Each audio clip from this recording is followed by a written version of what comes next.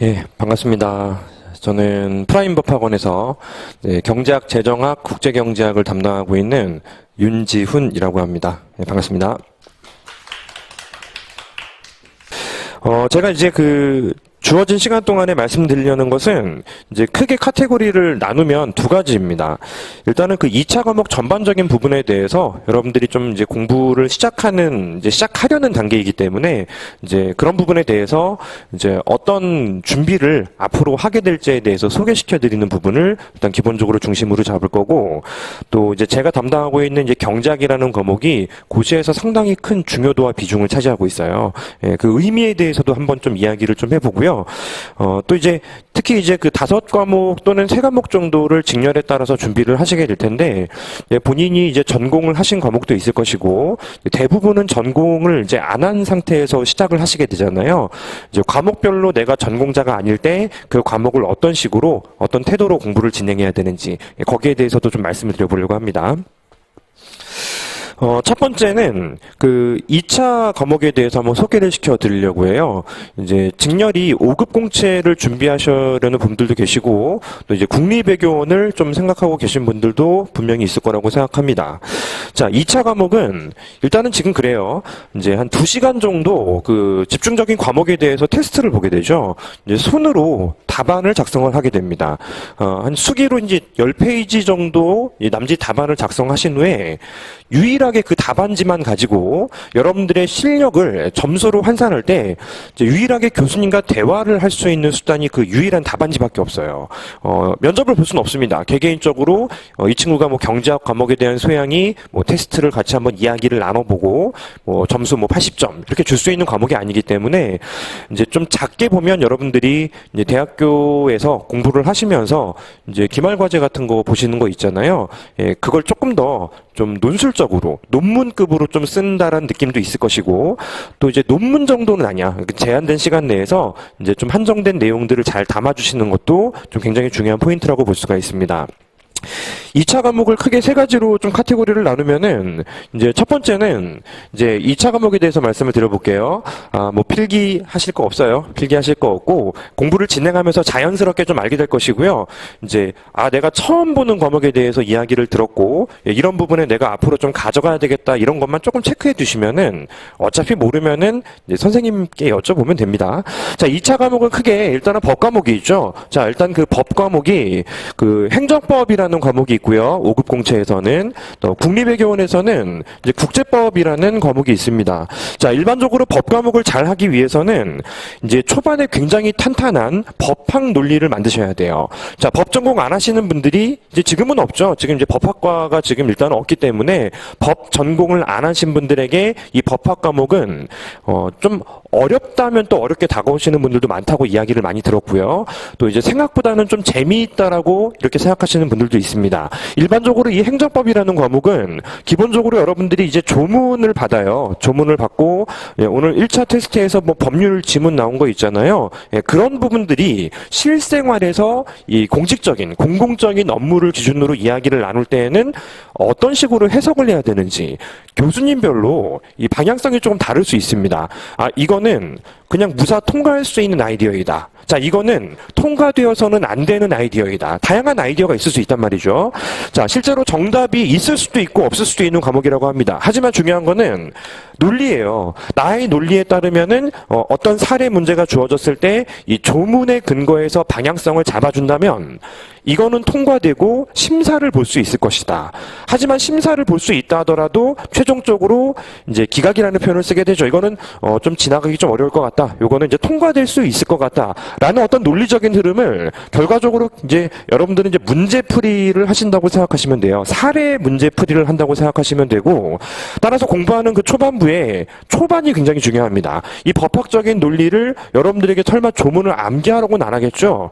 조문을 줘요. 법전을 주고 이제 거기에서 내가 이제 공부한 내용들이 실제로 어떤 식으로 해석이 들어가고, 이 들어가 있는 해석을 기준으로 문제를 풀면은 이제 어떤 방향성을 잡을 수 있는지를 이제 순환 과정에서 연습하고 공부하고 기초를 잡아가게 됩니다.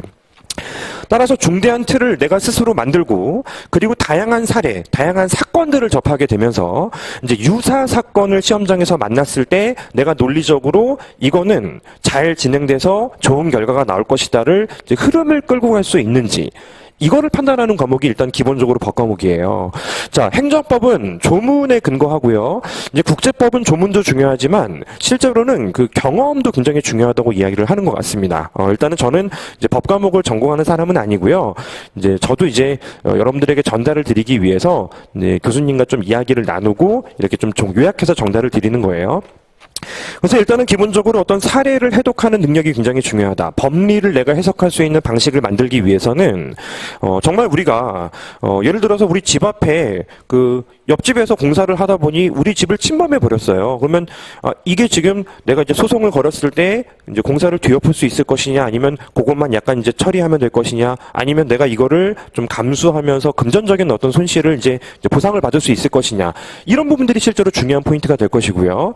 이제 또 국제법이라는 관계에서는 뭐 다양한 사건들이 있죠. 어떤 국제 정세에 발생하는 사건들을 여러분들이 이제 얼마만큼 이제 논리적인 뒷받침을 탄탄히 받으면서 정리하는지, 이런 과목이라고 볼 수가 있겠습니다.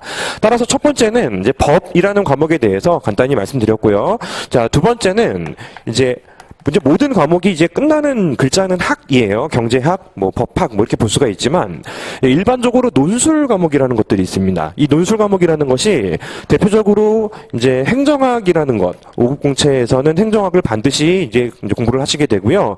또 이제 일반 행정 직렬에서는 또 정치학이라는 학문이 있습니다. 논술 학문이에요. 논술 학문이고, 또 이제 국제 정치학이라는 이제 국립외교원 준비하시는 분들에게는 또 이제 논술적인 측면에서 굉장히 좀 어렵게 만들어주는 그런 이제 학문이 좀 있습니다.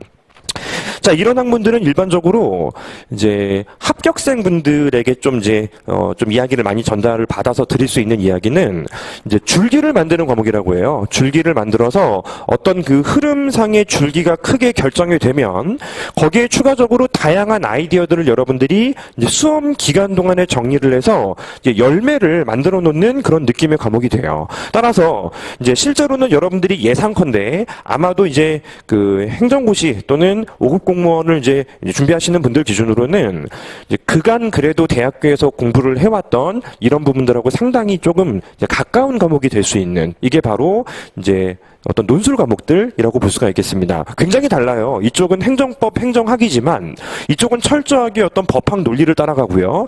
이쪽은 여러분들의 논리적인 흐름이 굉장히 중요해서 실제로는 많이 써봐야 되는 과목이에요. 답안을 굉장히 많이 작성해보고 이제 전개를 해보고, 자, 이런 과정에서 얻을 수 있는 부분들을 실제로 이제 훈련을 좀 하셔야 되는 것이 이제 학문이라고 볼 수가 있겠습니다. 따라서 이제 이 논술 과목들은 답안을 작성하는 부분에 상당한 경험을 많이 요청하기 때문에 답안을 쓸 수 있게 만들기까지를 굉장히 좀 줄여야 되는 것이 이제 공부의 포커스가 되어야 하는 학문이 바로 이제 논술 과목이라고 볼 수가 있겠습니다. 좀 파생 과목들도 있는데요.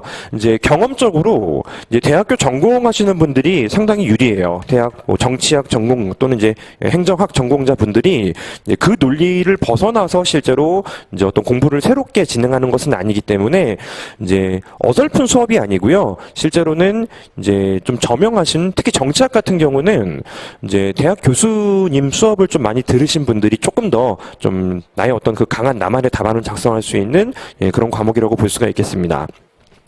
어설픈 추측이 아니고 정통파 강의가 조금 필요하기도 하고요. 나름대로 책도 굉장히 많이 읽어보셔야 되고, 또 이제 수업을 통해서 소화하는 부분들에 나만의 논리를 잡아야 되는 것이, 좀 능동적인 공부를 하셔야 되는 것이 이제 행정학이라는 학문이라고 볼 수가 있겠습니다. 자, 그리고 이제 세 번째는 묶이지 않아요. 세 번째는 경제학이에요. 경제학은 이제 지금 이제 여러분들 저기 경제수학 보셨잖아요. 경제수학 보시면서 이제 오늘 오셔가지고 웃을 일이 별로 없었는데 웃음이 조금 나시는 분들도 있을 겁니다. 그죠? 또 이제, 요 정도면 충분해? 요 정도 내가 어릴 때 수학 좀 좋아했었는데, 자, 그러신 분들도 있을 거예요. 자, 기본적으로는 어떤 그 현실적인 사례를 설명하는 데 있어서 수학적인 논리를 조금 이제 많이 활용하는 과목이 바로 경제학이에요. 자, 여러분들이 뭐 어릴 때 뭐 함수, 미분 이런 거 하진 않습니다. 이런 거 하진 않고요. 오늘 이제 가볍게 테스트를 진행한 부분, 특히 이제 박스 안에 적혀 있는 것들 있잖아요. 예, 그 정도의 기초 수학을 근거로 이제 논리를 펼칠 때 실제로 그 수리적인 부분을 담는 것이 기본적으로 경제학의 출발점이라고 볼 수가 있겠습니다. 따라서 경제학도 마찬가지로 질문이 들어오면 답을 해야 돼요. 서술적인 답을 해야 되는데 수식적인 뒷받침을 자꾸 받아야 돼요. 미분이라는 방식을 쓰죠. 제한된 제한 내에서 이제 내가 어떤 선택을 해야지 가장 좋다라고 말할 수 있는 선택인지 이런 부분들을 증명하기 위해서는 이제 수식이라는 방법을 많이 활용할 수밖에 없게 되는 것이고, 그리고 그래프가 등장합니다. 자, 팔자에도 없었던 이제 그림놀이를 여러분들이 이제 공부하는 과정에서 상당히 많이 그리시게 되고요. 이제 그래프를 통해서 직관력을 끌어올리되 결국은 답을 하는 과목이에요. 역시 이제 문장을 통해서 정답을 전달을 해주는 과목이라고 판단이 되고요. 그래서 이렇게 그 경작에 대해서는 제가 조금 더 중요도와 좀 디테일을 조금 더 다시 한번 풀어서 말씀을 드릴 것인데, 크게 보면은 이제 2차 과목은 다시 말씀드린 것처럼 나는 잘하는데 시험장에서 실수했습니다. 따라서 뭐 교수님 저랑 면담 좀 하세요. 점수 좀 더, 이게 안 돼요. 주어진 시간 내에서 이제 주어진 질문들을 정말 그 한 10페이지 남짓 빠른 속도로 작성을 해서 그거 하나만 가지고 대화를 하는 과목이기 때문에 이제 논리적인 치밀하기 모든 과목에서 굉장히 중요하게 좀 작동되는 이런 과목이 이제 2차 과목들이라고 볼 수가 있겠습니다. 그래서 이제 아까도 이제 신원 선생님께서 이제 말씀을 드린 이제 1차 과목은 어떻게 보면은 정말 능력을 테스트하는 거라면 순발력을 테스트하고 여러분들이 지금 오시면서 처음 접하더라도 뭐 문제를 풀어볼 수가 있게 되잖아요. 근데 2차는 그렇지 않습니다. 2차는 이제 초반부에 내가 이제 답안을 그나마 이제 흉내라도 낼 수 있는 기초를 다지는 것이고, 그리고 이제 중반 이후부터는 본격적으로 답안을 작성하기 위한 나만의 테크닉을 훈련하면서 실제로 이제 별거 없어요.